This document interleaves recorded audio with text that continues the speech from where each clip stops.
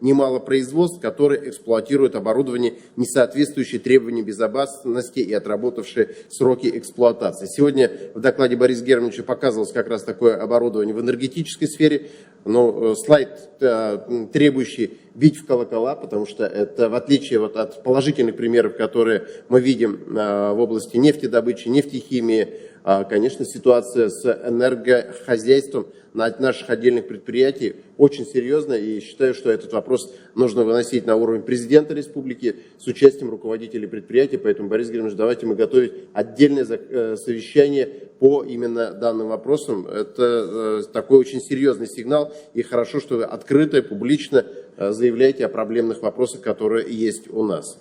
Обеспечение промышленной безопасности – это прямая задача каждого предприятия, руководителя предприятия и, соответственно, тех служб, которые за это отмечают.